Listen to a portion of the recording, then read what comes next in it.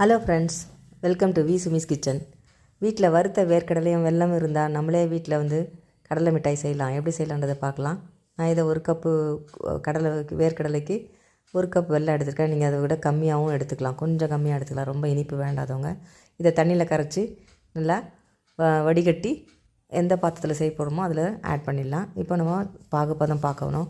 முதல் தடவை பார்க்கும்போது 3 தடவை பார்க்கலாம். முதல் தடவை பார்க்கும்போது எதுவும் அது தண்ணியில் கரைஞ்சி போயிடும். 2வது தடவை கொஞ்சம் இளம் பாகு மாதிரி இருக்கும். 3வது தடவை நம்ம லாஸ்ட்டில் நல்லா கெட்டியாகி வரும்போது எடுத்து பார்த்திங்கன்னா நல்லா உடையிற சவுண்டு கேட்கும். அந்த பாகு அதுதான் சரியான பதம்.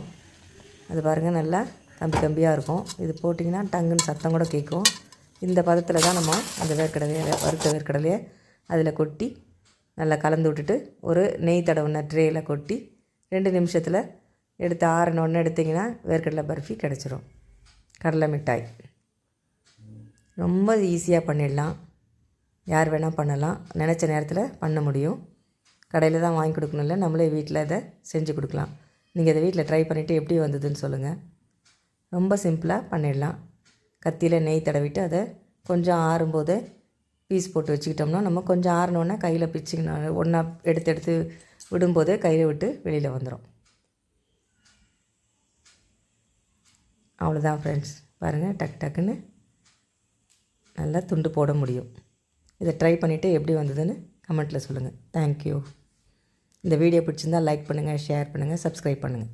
தேங்க்யூ.